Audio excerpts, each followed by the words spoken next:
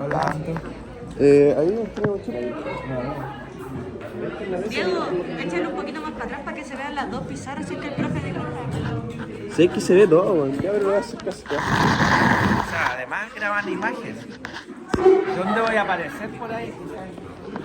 No, profe, no tenemos ningún nude hosting para poder.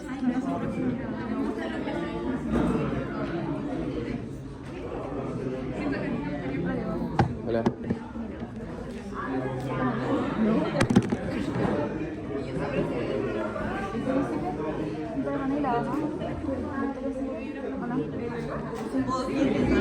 Bien. ¿Les puedo pedir un favor? ¿Pueden cerrar la puerta? Cerrar. Es que hay parece que hay una actividad después.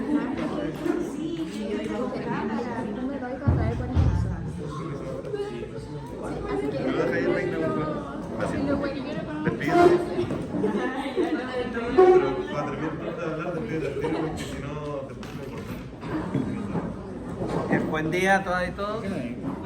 ¿Cómo están? ¿Bien? Bien. Hoy vamos a continuar con este capítulo de control de microorganismos.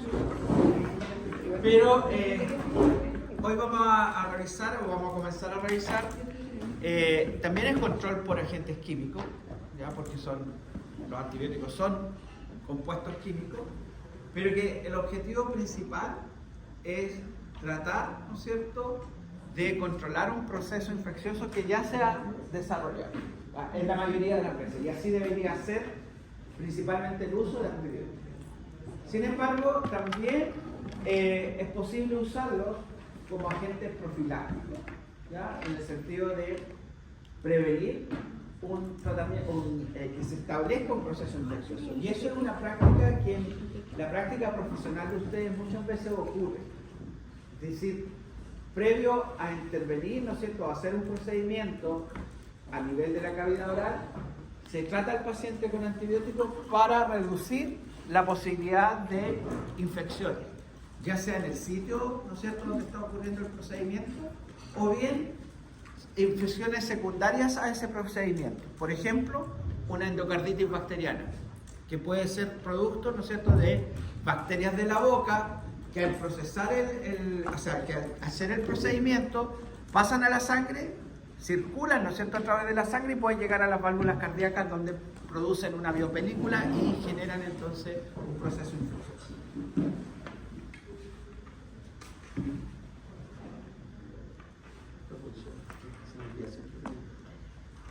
Entonces, ¿cuándo usamos antibióticos? Principalmente, como les digo, debería estar orientado al tratamiento de infecciones, pero también podemos usarlo en profilaxis, que puede ser específica, dirigida a un cierto microorganismo o grupo de microorganismos. Por ejemplo, si queremos reducir la carga bacteriana anaeróbica, usamos antibióticos que tengan acción sobre esas bacterias, o una profilaxis inespecífica que va, digamos, dirigida a toda la microbiota, y la idea siempre es prevenir infección. Otro ejemplo importante, por ejemplo, en cirugía a nivel gástrico, donde tenemos muchas bacterias, se hacen a veces decolonizaciones del tracto digestivo para bajar la carga bacteriana y bajar entonces así el riesgo de una infección postquirúrgica.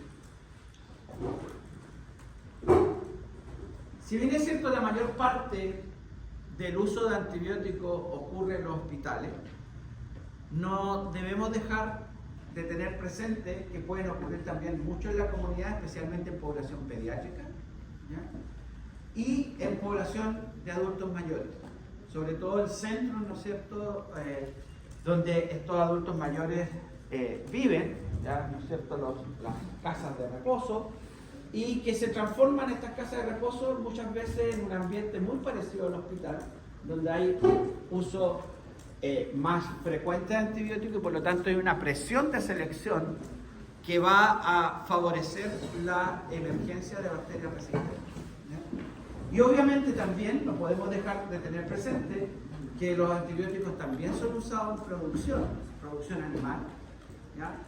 Ya sea en ganadería, ¿no es cierto?, en agricultura o en acuicultura. Chile es un país, ¿no es cierto?, muy importante en la acuicultura, sobre todo la salmonicultura, y donde también se usan antibióticos. Por lo tanto, cuando nosotros usamos antibióticos en cualquiera de estas áreas, estamos haciendo una presión de selección. ¿Ya? Es decir, vamos a estar favoreciendo la emergencia o la selección de bacterias que son resistentes. Eso lo vamos a ver un poquito más adelante, probablemente en la próxima clase. Y también tener presente que, si bien es cierto, en el ámbito de ustedes, principalmente estar enfocado en el área clínica del uso de antibióticos, ¿no es cierto?, en distintos países, yo diría en la gran mayoría de los países, el principal uso, o la mayor cantidad, no el principal uso, la mayor cantidad de antibióticos se usan en animales, ¿ya? Justamente porque se usan en producción animal, donde se usan grandes toneladas de antibióticos para poder evitar las infecciones en estos crianza masiva de animales. Bueno, ¿cómo surge esto de tener antibióticos para el control de los microorganismos? Bueno, surge de observaciones en la naturaleza, donde se ve, ¿no es cierto?, que algunos organismos son capaces de inhibir el desarrollo de otros, hay una competencia, y esa inhibición del desarrollo, que generalmente está dada por la producción de algunos metabolitos secundarios, pueden ser algunos ácidos orgánicos, pueden ser algunos compuestos químicos, por ejemplo, hay microorganismos que producen peróxidos o algún compuesto que tiene actividad inhibitoria como la bacteriocina. Entonces, eso les permite a ellos competir. Entonces, esta interacción en que un organismo produce la inhibición de otro, aquí vemos, por ejemplo, ¿no es cierto?, ahí hay inhibición de este hongo, ven ustedes una zona de no crecimiento, acá hay una bacteria, ese género Bacillus que se ve ahí, está inhibiendo a este hongo, Botrytis. Ahí ustedes ven una zona de no crecimiento. Esa competencia se denomina antibiosis, ¿ya? Y este es un fenómeno que es un fenómeno natural en la, es un fenómeno que está ocurriendo frecuentemente en la naturaleza, y a partir de este fenómeno, entonces, con las observaciones de Pasteur, de Fleming, ¿no es cierto?, de Waldman, que fueron los primeros personas que se dedicaron a la búsqueda de sustancias que permitieran inhibir el crecimiento de otros microorganismos, nace entonces los antibióticos. ¿Y cómo vamos a definir los antibióticos? Una molécula orgánica producida, ¿no es cierto?, por microorganismos y que inhiben o matan otros microorganismos. Aquí hay una definición, ¿no es cierto?, más académica. Entonces, obviamente, el efecto que produzcan inhibitorio o bactericida, la definición es la misma que con lo que habíamos visto con los agentes químicos o físicos, ¿no es cierto? Un antibiótico puede ser bacteriostático si solo inhibe, o puede ser bactericida si además produce la muerte. Entonces, una definición importante es que los antibióticos son fármacos o medicamentos, ¿no es cierto?, que combaten las infecciones causadas por bacterias. Cuando nosotros hablamos de antibióticos, nos estamos refiriendo a un compuesto que tiene actividad sobre bacterias y no necesariamente tiene actividad sobre virus o sobre otros patógenos. Cuando hablamos de antimicrobianos, es un término más general que engloba los antibióticos, pero también engloba los antivirales o los antifúngicos. ¿Ya? Entonces, cuando hablamos de antibióticos, solamente nos estamos refiriendo a compuestos químicos que tienen actividad sobre bacterias. ¿Qué características tienen que tener los antibióticos? Bueno, en primer lugar, tienen que tener un efecto, ¿no es cierto?, sobre otros microorganismos, que puede ser bactericida si los mata, o bacteriostático si solo lo inhibe. Tienen que tener una baja toxicidad, porque obviamente están orientados a usarlos en personas o en animales. Entonces tienen que tener una baja toxicidad. Tienen que presentar o no presentar, mejor dicho, o presentar muy bajas reacciones adversas.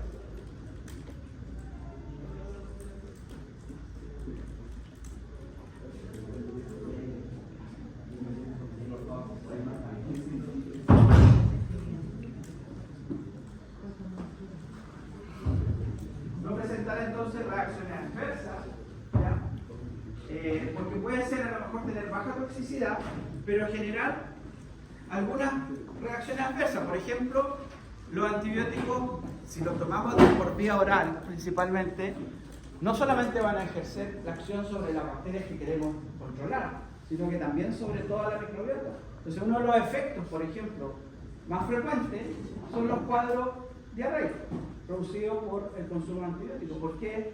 Porque estamos afectando también nuestra microbiota intestinal. Obviamente que tiene que ser estable. Una molécula que es muy inestable, que se hidroliza rápidamente, no nos sirve para mantener ese antibiótico. Y una característica muy importante que a las concentraciones de antibióticos que se utilizan tienen que llegar en buena, digamos con una actividad efectiva en los tejidos. Es decir, tienen que ser terapéuticamente útiles. Porque no sacamos nada con tener un antibiótico que necesitamos una tremenda concentración que no es alcanzada a nivel plasmático, o sea, a nivel orgánico. Uno de los parámetros importantes a tener en cuenta en los antibióticos es el espectro de actividad. ¿Qué significa el espectro de actividad? Significa sobre qué grupos de bacterias van a actuar. ¿Ya? ¿Qué grupos de bacterias tenemos? ¿Cómo podemos clasificar así lo más general las bacterias? ¿Positivas y negativas? Gran positivas, ¿no es cierto? Y gran negativas. Esa es la primera clasificación. Entonces, vamos a tener antibióticos de reducido espectro cuando tienen una actividad preferente sobre gran positivo o sobre gran negativo. Eso no significa que la actividad sea exclusivamente sobre uno u otro, sino que es preferente, es decir, puede actuar sobre la gran mayoría o muchos gran positivos y muy poquitos gran negativos, y viceversa. ¿Ya? Y de amplio espectro, cuando estos antibióticos tienen una actividad similar sobre ambos grupos de bacterias. Tampoco significa que actúan sobre todas las gran positivas o sobre todas las gran negativas. Esto es bien importante porque generalmente cuando ustedes se enfrentan a un proceso infeccioso, no van a saber qué es lo que la está causando, qué bacteria es. Entonces normalmente los tratamientos empíricos, es decir, cuando no tengo información microbiológica y cuál es el organismo y cuál es su comportamiento frente a los antibióticos, se inician con antibióticos de amplio espectro para poder cubrir el máximo de potenciales agentes etiológicos de ese cuadro infeccioso. Obviamente, si después tengo los resultados de la microbiología y de las pruebas de susceptibilidad de esa bacteria que está causando la infección, yo puedo ajustar el tratamiento a un antibiótico de menor espectro o de espectro reducido. ¿Por qué? Porque si es de espectro reducido, va a producir un menor daño colateral. ¿Ya? Va a estar más enfocado al organismo que está causando la infección. Aquí hay un ejemplo. Ahí tenemos, ¿no es cierto?, el grupo de la polimixina, ¿ya?, que es un antibiótico de muy reducido espectro, actúa solo sobre bacterias gram negativas. Pero acá tenemos otro grupo, las tetraciclinas, que es un antibiótico que para ustedes es importante, ¿ya?, o va a ser importante en su práctica profesional, que es de muy amplio espectro. Abarca las bacterias gram positivas, bacterias gram negativas y algunas otras bacterias que son difíciles de tratar, ¿ya? Incluso, en algunos casos, la tetraciclina también se usa para tratar algunos parásitos, algunos protozoos, por ejemplo, son susceptibles. Entonces es un antibiótico de muy amplio espectro. El segundo parámetro importante cuando estudiamos antibióticos es lo que denominamos la potencia de acción. Y la potencia de acción tiene que ver con el efecto que produce el antibiótico a la concentración, ¿no es cierto?, que se usa sobre las bacterias. Y ya lo hemos dicho varias veces, el efecto puede ser solo inhibitorio y entonces van a ser antibióticos bacteriostáticos. O puede ser un efecto más deleterio, ¿no es cierto?, que mata a la bacteria y por lo tanto vamos a estar frente a antibióticos bactericidas. ¿Y cómo determinamos nosotros, in vivo, si un antibiótico es bacteriostático o bactericida? ¿Se le ocurre algo? Ya no se observan las colonias, quizás. Puede que las colonias que hayamos sembrado ya no se observan si es bactericida. Ya, pero ustedes podrían contar el chiste para todo.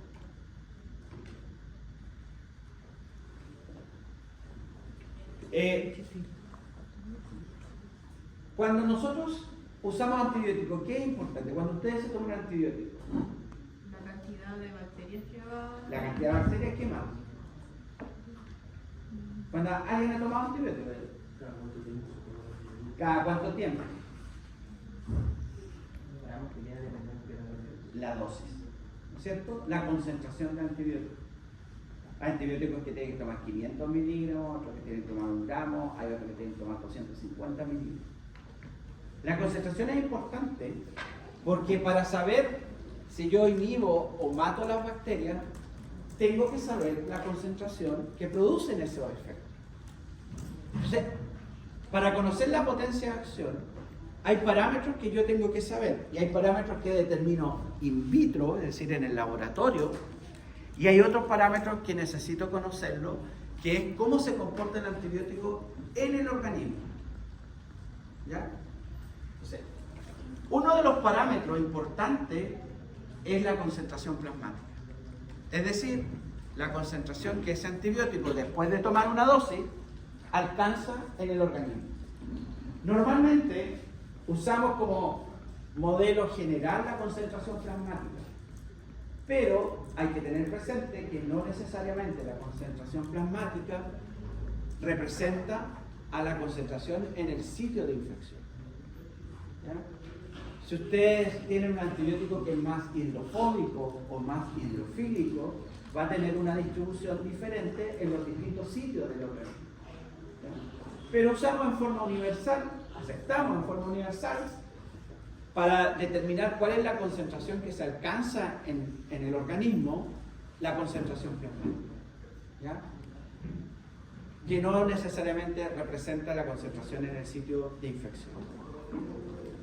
Otro parámetro importante es determinar la concentración mínima inhibitoria del antibiótico sobre la bacteria que la queremos eliminar o inhibir. Y esa concentración mínima inhibitoria es la mínima cantidad de antibiótico que necesito para inhibirla.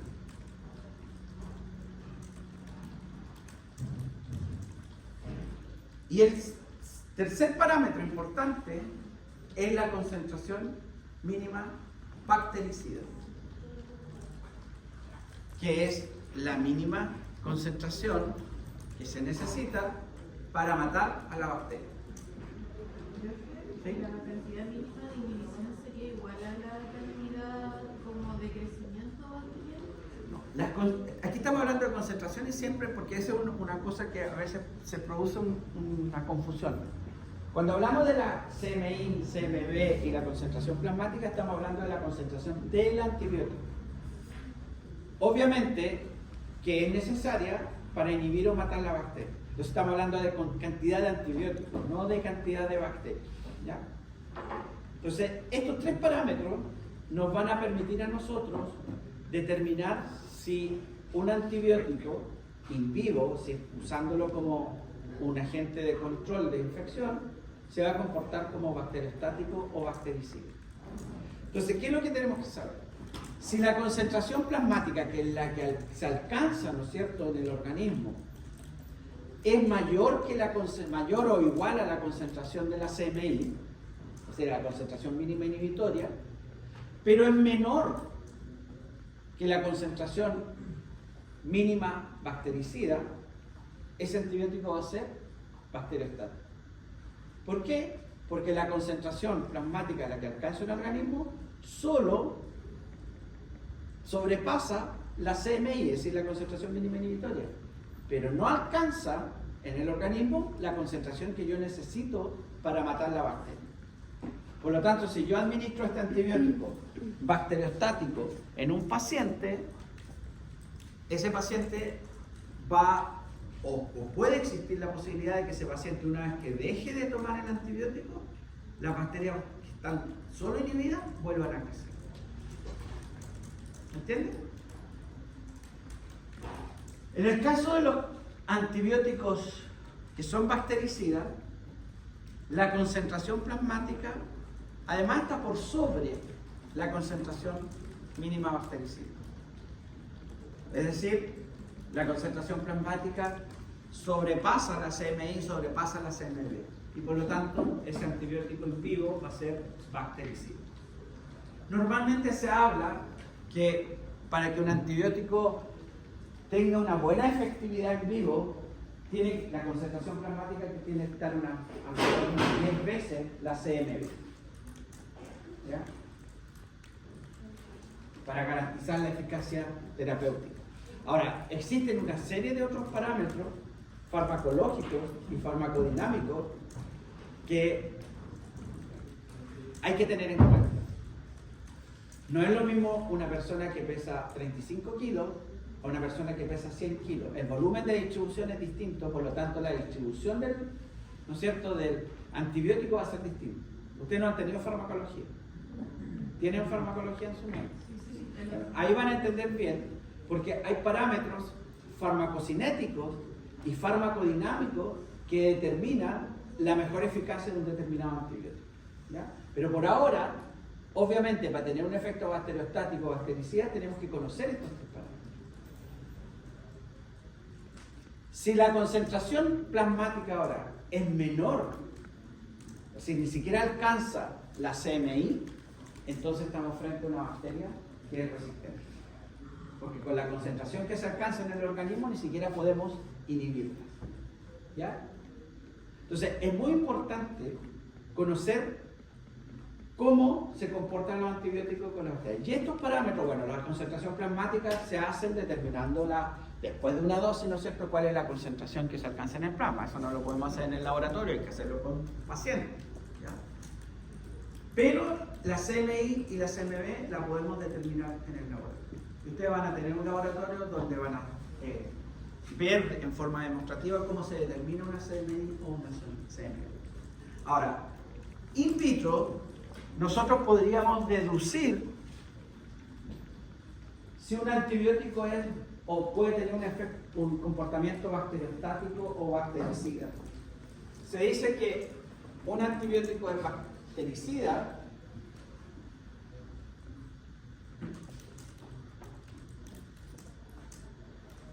cuando la CMV es igual a la CMI. O sea, necesito la misma concentración o concentraciones muy cercanas para producir la inhibición y la muerte. Esto es in vitro. Y se dice que un antibiótico es bacteriostático cuando la CMV es mayor o igual a 4 veces la CMI. Por ejemplo, si la CMI es 2, en este caso,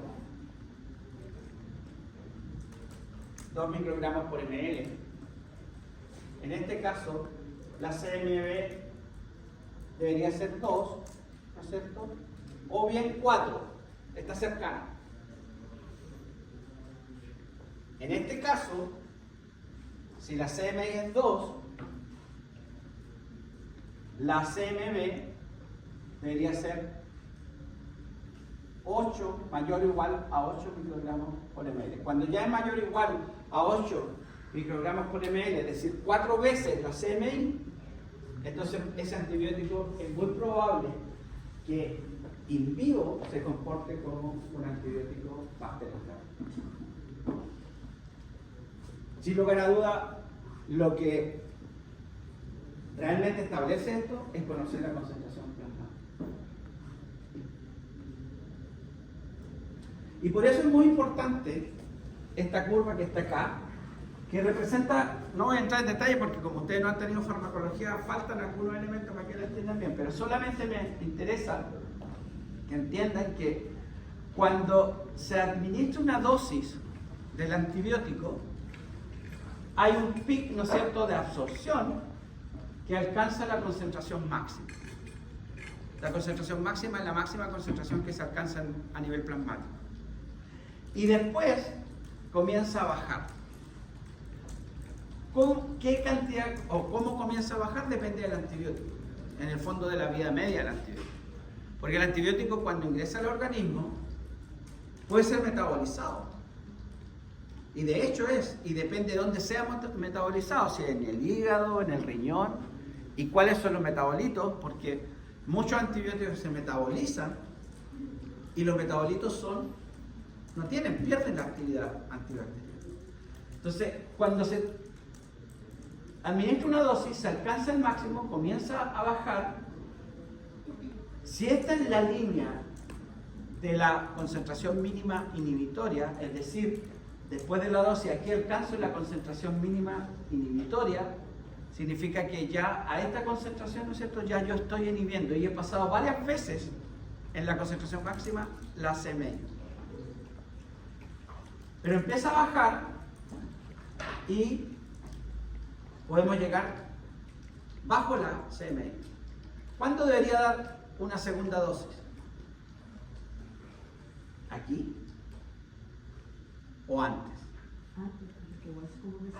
Antes. Lo que yo debo evitar es que lleguemos bajo la CMI, porque si nosotros bajamos a la concentración por debajo de la CMI, o sea, una concentración subinhibitoria, estoy favoreciendo la selección de bacterias que tienen una concentración inhibitoria, porque acuérdense que las bacterias no es un individuo, ni todos los individuos tienen la misma, este es un fenómeno poblacional, entonces yo puedo estar seleccionando, si bajo a concentraciones subinhibitorias, puedo estar seleccionando, ¿no es cierto?, bacterias que tengan una concentración un poco más elevada.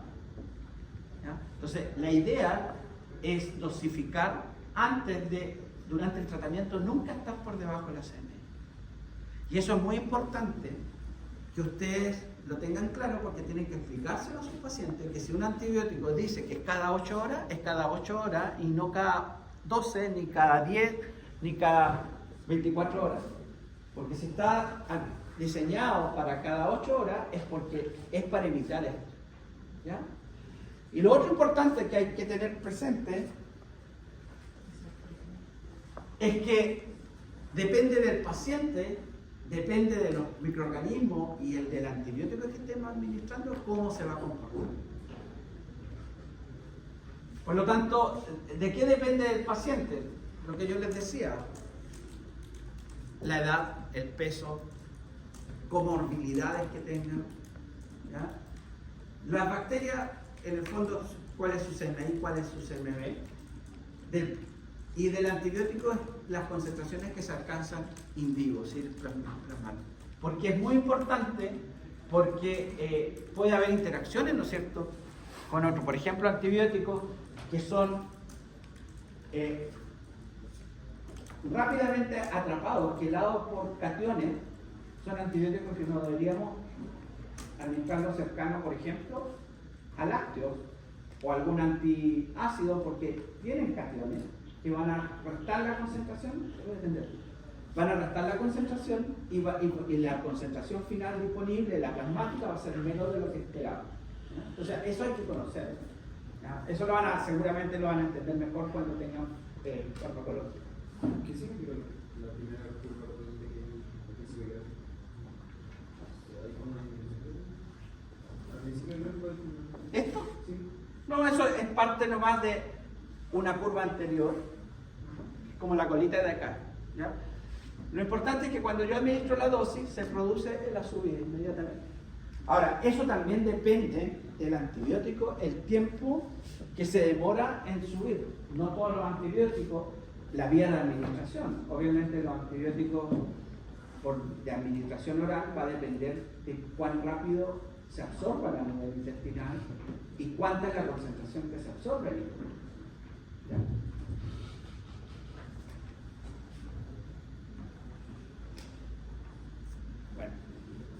Volviendo a los antibióticos. Para que un antibiótico ejerza su acción, es decir, para que pueda matar o inhibir una bacteria, tiene que tener un blanco en la bacteria, un sitio donde actuar. Si ese blanco no existe, ese antibiótico no nos sirve. La bacteria va a ser naturalmente insusceptible a ese antibiótico, ¿no? Entonces, normalmente, los sitios de acción de los antibióticos tienen que ver con estructuras, vías metabólicas, ¿ya? Enzimas que son vitales para la bacteria, ¿ya? Y los blancos más importantes, por ejemplo, son los ácidos nucleicos. Ya vamos a verlo aquí en tiro. Los ácidos nucleicos, ¿por qué? Porque el antibiótico lo que hace es interferir con este proceso de síntesis de los ácidos nucleicos. También hay antibióticos que inhiben la síntesis proteica. ¿Por qué? Porque intervienen en el proceso de síntesis proteica. Otros van a actuar a nivel de la pared. ¿Cuál es la pared bacteriana? ¿Cómo está constituida? Por el péptido alicano. Entonces hay antibióticos que actúan o no permiten que se sintetice la pared. ¿Y qué le pasa a una bacteria cuando no se sintetiza la pared?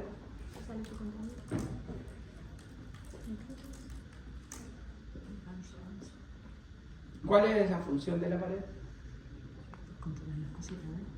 ¿Ah? Controlar todas las cositas adentro. ¿Y por qué no basta con la membrana? Se puede dañar más rápido. Puede que por el pH sea más susceptible. ¿Qué característica tiene el citoplasma bacteriano desde el punto de vista de la osmolaridad?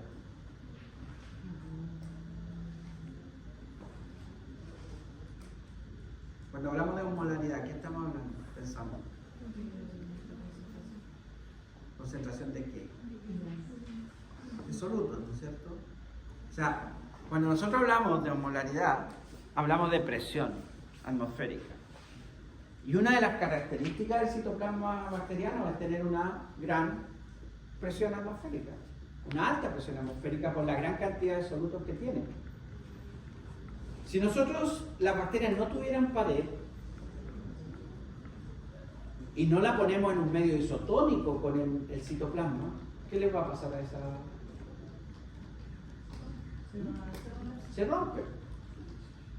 Se rompe porque ¿cuál es la tendencia natural si yo tengo al interior del citoplasma una gran concentración y fuera del citoplasma la concentración es más baja? ¿Qué es lo que pasa ahí? Tienden a equilibrarse. ¿Cómo se equilibran? No, entra agua, ¿no es cierto? Para poder equilibrar. Y al entrar agua, se rompe, se lisa. Entonces la pared es sumamente importante porque si no tuvieran pared, se romperían por la presión que hay en el citoplasma. Entonces por eso es que los antibióticos, la mayoría de los antibióticos que actúan a nivel de la pared son antibióticos, ¿de qué tipo serán? Bactericidas. ¿Ya? Ahora, ¿hay bacterias sin pared? No. O sea, por lo menos gran negativa y gran positiva. Tarea. Búsquenlo. Para que veas. También pueden dañar las membranas. Entonces son antibióticos que en el fondo interactúan con los lípidos de membrana, se produce una difusión de membrana, se rompe la membrana y se libera contenido, ¿cierto? Entonces, el mecanismo de acción del antibiótico depende de dónde actúe, sobre qué sitio actúe, pero lo más importante es que si no hay sitio blanco o el antibiótico no puede acceder al sitio blanco por alguna razón, esa bacteria va a ser resistente, ¿ya? O insusceptible. Entonces hay bacterias que son naturalmente insusceptibles a antibióticos. Vamos a ver viendo, y por eso busquen si hay bacterias con pared o si hay bacterias sin pared. Bueno, para poder determinar todo esto que hemos estado conversando, nosotros tenemos que medir la actividad de una bacteria. Y pueden haber métodos cualitativos, que nos van a decir solo si la bacteria es susceptible o resistente, o métodos cuantitativos, que nos van a decir con qué cantidad de antibióticos yo la inhibo y con qué cantidad de antibióticos yo la mato. Por lo tanto, eso significa que yo puedo determinar la CMI y determinar la CMB. ¿De qué depende esto?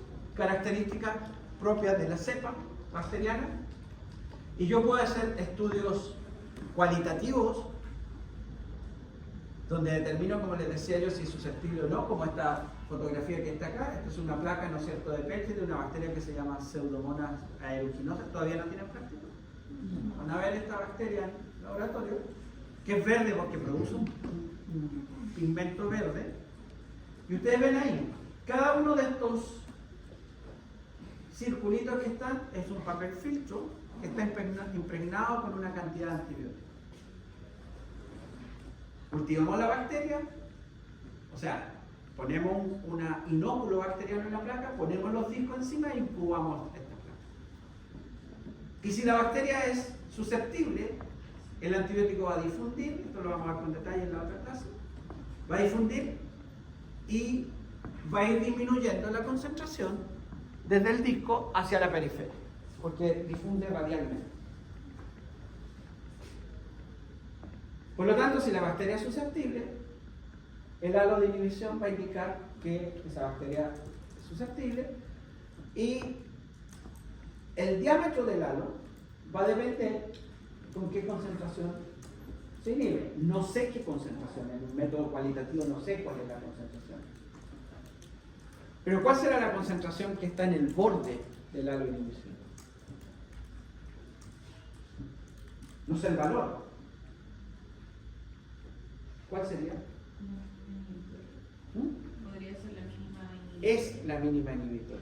No conozco el valor, pero claramente la concentración en el borde del halo es la mínima concentración. Acuérdense que la concentración va disminuyendo hacia la periferia. Es la mínima concentración que es capaz de producir inhibición. ¿Ya? Y entonces normalmente en el laboratorio lo que ustedes van a recibir es un informe donde les diga si el antibiótico que se ensayó es resistente, o sea, la bacteria que se ensayó es resistente o no a un determinado antibiótico. La gracia que tiene, no tengo el valor, pero puedo probar simultáneamente varios antibióticos. La otra posibilidad es hacer ensayos cuantitativos para determinar la CMI y la CMV. Y muchas veces, en algunos pacientes, probablemente no sea el caso de ustedes desde el punto de vista de la práctica profesional, pero en algunos pacientes es necesario determinar estos valores porque necesitamos saber muy bien cuál es la concentración que podríamos necesitar en un determinado sitio de infección. ¿Ya? Y también importantes son las, digamos, para determinar, ¿no es cierto?, el comportamiento del antibiótico y las características, como les decía yo, farmacocinéticas. La concentración en el sitio de infección, la concentración plasmática. Veamos cómo se hacen estas pruebas. Veamos primero la prueba cualitativa, que es el antibiograma, un método de difusión en agar o método de difusión de disco, así lo encuentran en la literatura. ¿Y en qué consiste? Y esto lo van a hacer ustedes en el laboratorio.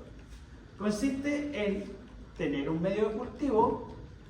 El medio de cultivo estandarizado para hacer las pruebas de susceptibilidad es el medio Miller-Hinton o Mueller-Hinton, que obviamente si es agar será agar Miller-Hinton, si es caldo Miller-Hinton. Tenemos los discos de antibióticos, ¿ya?, que están impregnados con una cierta cantidad de antibióticos que se ha estandarizado, y tenemos que tener el inóculo bacteriano. Y el inóculo bacteriano es la cantidad de bacterias que yo tengo que poner en la placa para poder tener un examen, un antibiograma que sea correcto. Y se ha establecido que el inóculo bacteriano para un antibiograma debe ser equivalente a una etalón, a una escala de de concentración, que es equivalente a esta escala de turbidez, que es un McFarland 0,5. Es decir, la concentración de bacterias tiene que prepararse a una turbidez. Acuérdense que en medio líquido, ¿no es cierto?, vemos turbidez. Tiene que prepararse una turbidez que sea equivalente a un estándar de 0,5 McFarland. ¿Y aquí equivale 0,5 McFarland? A 1,5 por 10 elevado a 8 unidades formadoras de colonia por ml. Es decir, este tubito que es 0,5 tiene esa concentración de bacterias. Una vez que tengo hecha esta solución, la disemino sobre la placa Lagarde-Miller-Hinton y le pongo posteriormente los discos de antibióticos. Y ahí incubo a la temperatura óptima de crecimiento de la bacteria que estoy ensayando. Es bien importante que la placa, dependiendo del diámetro de la placa, pero normalmente las placas que se usan son de 90 centímetros cuadrados, no cuadrados, 90 centímetros, lleven una altura de agar que permite una buena difusión del disco. Y esa altura de agar es más o menos entre 3,5 a 4,5 milímetros de agar. ¿Ya? ¿Por qué? Porque si pongo muy poco agar, el antibiótico difunde, choca la base de la placa y vuelve hacia arriba. Y entonces aumenta la concentración. Y eso nos puede dar falsos susceptibles. Al revés, si le pongo mucho agar, el antibiótico difunde, como es más profundo, difunde más hacia la profundidad y no hacia la periferia, y por lo tanto me puede dar falsos resistentes. Una vez que incubo, mido el diámetro del disco, del diámetro de halo de inhibición, ¿cierto? Ahí lo vemos, mido el diámetro del halo de inhibición con una reglita, eso es lo que van a hacer ustedes en el laboratorio, y determino en base a un estándar, que en Chile usamos este estándar que es de Estados Unidos, ¿no es cierto?, del Clinical and Laboratory Standard Institute. Mido el diámetro del halo, reviso el estándar, las tablas de diámetro, y determino si la bacteria es susceptible, es resistente, obviamente si no hay ningún halo claramente que es resistente, o bien tiene un halo intermedio. Y así entonces yo puedo saber, después de hacer el antibiograma, a qué antibiótico la bacteria que está causando el proceso infeccioso es susceptible o resistente. Vamos a las tablas que tiene este estándar y vemos, ¿no es cierto?, por ejemplo aquí para esta especie, para este género enterococo, vemos que para vancomicina, que es un antibiótico, están los diámetros de halo y están las concentraciones mínimas inhibitorias que definen si la cepa es susceptible o resistente. Eso se informa y ustedes como clínico o el médico como clínico tiene que interpretar y evaluar qué antibiótico, si el antibiótico que prescribió en forma empírica es el correcto, si lo puede cambiar o no, o si necesita cambiarlo si la bacteria es resistente. ¿Ok? Estamos en la hora. ¿Dudas? ¿Sí? Lo que pasa es que a veces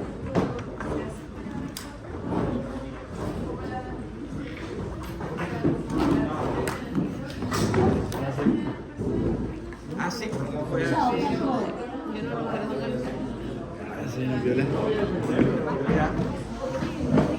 Bueno, hay tendencias. Todo lo que esté dentro del organismo. Sí, pero sí.